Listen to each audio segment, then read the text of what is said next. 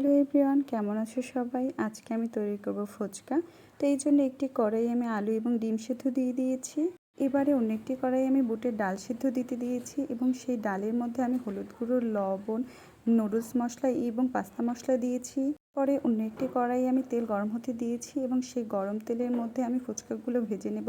এক্ষেত্রে আমি রেডিমেড যে ফুচকাগুলো বাজারে কিনতে পাওয়া যায় সেই ফুচকাগুলো নিয়েছি। প্রথমে আমি একটা ভেজে দেখছিলাম আসলে এটা কেমন ফোলে, তো দেখলাম যে অনেকটাই ফুলে উঠেছিল। এভাবে আমি একে একে করে সবগুলো ফুচকা ভেজে নিলাম। এই যে সবগুলো ফুচকা ভাজার পর এবারে তেঁতুল জল বানানোর জন্য আমি তেঁতুলের মধ্যে পর্যাপ্ত জল দিয়ে দিয়েছি এবং তার মধ্যে আমি লবণ দিয়েছি এবং তার মধ্যে আমি দিয়ে দিয়েছি ম্যাজিক মশলা, যেটা ম্যাগি ম্যাজিক মশলা, এবং এটাই মূলত স্বাদটা বাড়াবে। এরপরে আমি ভাজা শুকনো মরিচ দিয়ে দিয়েছি। এবারে ওই যে সেদ্ধ করা আলু, সেই আলুগুলো আমি ম্যাশ করে নেব এবং এর মধ্যে আমি আবারও ভাজা মরিচ নেব, তার সাথে লবণ, কাঁচা মরিচ এবং পেঁয়াজ কুচি এবং সেই বুটের ডাল রান্না করা তা দিয়ে ভালো করে ম্যাশ করে নেব।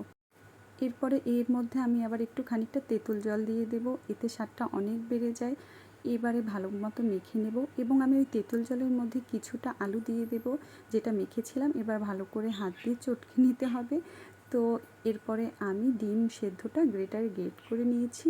এই যে আমার সবগুলো উপকরণ এখন রেডি। এখন আমি একটি ফুচকা বানিয়ে দেখাবো।